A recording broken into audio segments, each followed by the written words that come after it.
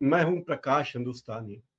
आज हम बात करने वाले हैं मध्य प्रदेश के साथ साथ छत्तीसगढ़ के चुनाव के बारे में भी। और छत्तीसगढ़ के चुनाव के ठीक पहले सीएम भूपेश बघेल के खास लोगों पर, उनके ओएसडी और राजनीतिक सलाहकार पर छापा पड़ा।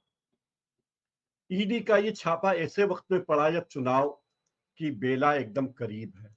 तो क्या इसका मतलब यह है कि क्या बीजेपी की हालत खराब है? क्या उन जगहों पर बीजेपी को हार का डर सता रहा है, इसलिए बीजेपी की सरकार छापे डलवा रही है? भूपेश बघेल के राजनीतिक सलाहकार हैं विनोद वर्मा, पत्रकार भी रहे हैं, बीबीसी में काम कर चुके हैं। उनके यहाँ ईडी ने छापा मारा। मुख्यमंत्री के ओएसडी आशीष वर्मा और मनीष पंचोर के घरों पे भी छापा मारा। एक और कारोबारी विजय भाटिया के यहाँ भी रेड मारा। छापामारी की घोषणा चुनाव की घोषणा के ठीक पहले छापामारी क्या कहती है? क्या बीजेपी की हालत इन राज्यों में खराब है? क्या बीजेपी अपनी शक्तियों का दुरुपयोग कर रही है सरकार के माध्यम से? और छापेमारी उसी दिन की गई जिस दिन मुख्यमंत्री भूपेश बघेल का 63वां जन्मदिन और 62वीं सालगिरह थी। वे 62 वर्ष के हो गए हैं।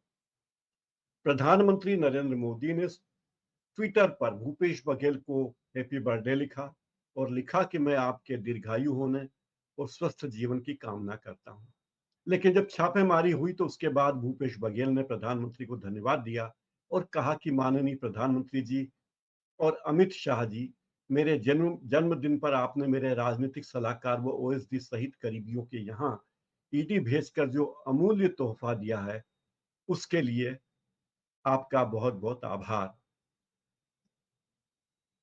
अब भूपेश बघेल ने यह भी आरोप लगाया कि बीजेपी ईडी और आईटी के माध्यम से चुनाव लड़ रही है, उनको ठेका दे दिया गया है। अब आईटी की टीम मेरे घर आएगी, मेरी गली तक जाएगी। ये बीजेपी इतने निम्न स्तर तक गिर चुकी है। बीजेपी का प्रजातंत्र में या लोकतंत्र में कोई विश्वास नहीं है। कांग्रेस के नेता पवन खेड़ा ने भी कहा, ट्वीट किया और कहा कि छत्तीसगढ़ में लगता है बीजेपी हार से घबरा गई है, इसलिए रेड डलवा रही है। ईडी को लेकर कांग्रेस ने 5 बड़ी बातें कही। पहली बात कही कि जब प्रदेश में राजनीतिक गतिविधियां तेज होती हैं या कोई भी राजनीतिक हलचल होती है, तभी ईडी क्यों कार्रवाई करती है? दूसरा सवाल है, कांग्रेस के 85वें अधिवेशन के समय रायपुर में कांग्रेस नेताओं के यहाँ ईडी की रेड पड़ी थी ताकि अधिवेशन बाधित किया जा सके। ये उसी की कोशिश है। एक और बात कांग्रेस ने कही है कि यूपी, असम, हिमाचल, कर्नाटक, इन राज्यों में चुनाव के समय ही ईडी की छापेमारी शुरू होती है। मध्य प्रदेश में ईडी की छापामारी नहीं होती, गुजरात में नहीं होती, यूपी में नहीं होती। ऐसा क्यों है? एक और बात लिखी गई कि जब जब केंद्रीय मंत्री अमित शाह छत्तीसगढ़ आए, उसके पहले तीनों बार ईडी की कार्रवाई हुई। कोरबा, जगदलपुर, रायपुर, तीनों ही जगह शाह के दौरे के पहले ईडी के अधिकारियों की छापेमारी कोई संयोग नहीं है, ये एक साजिश है। कांग्रेस ने एक और आरोप लगाया कि ईडी की छापेमारी और उसकी कार्रवाइयों की टाइमिंग और समय ये बता रही है कि बीजेपी अपने राजनीतिक मकसद को पूरा करने के लिए काम कर रही है और प्रदेश में सनसनी और सरकार के खिलाफ झूठा मामला, झूठा माहौल बनाने की कोशिश कर रही है। जवाब में बहुत कुछ कहा जा रहा है। जवाब में यह भी कहा जा रहा है कि भ्रष्ट लोगों पर तो कार्रवाई होगी ही, इसलिए इसमें डरने की क्या बात है। भ्रष्ट लोगों के खिलाफ कार्रवाई होने में डरने की बात नहीं होनी। धनंजय जी, जी। ये बीजेपी की जो वॉशिंग मशीन है, इसमें 9 साल में सीबीआई और ईडी ने किसी भी बीजेपी के बड़े नेता के यहाँ कार्रवाई नहीं की है। बीजेपी के नेताओं को छोड़कर ही सारे एक्शन लिए गए। जिन राज्यों में बीजेपी कमजोर है, वहीं ईडी और सीबीआई सक्रिय होते हैं। जहां ये नहीं होते, जहां बीजेपी पावर में होती है, वहां ऐसी कोई बात नहीं होती।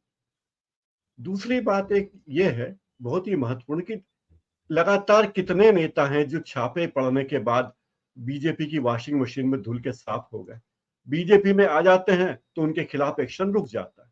जैसे हिमंत बिस्व शर्मा कांग्रेस की तरुण गोगोई सरकार में मंत्री रहे, शारदा चिट फंड घोटाले में आरोपी थे। उन पर आरोप था कि शारदा ग्रुप के डायरेक्टर सुदीप सेन से उन्होंने हर महीने 20 लाख रुपए लिए, जिससे ग्रुप का कामकाज चल सके। उनसे सीबीआई ने पूछताछ की हिमंता बिस्व शर्मा से। उन्होंने अगस्त 2015 में बीजेपी ज्वाइन कर ली। उसके बाद सीबीआई ने कोई कार्रवाई नहीं की।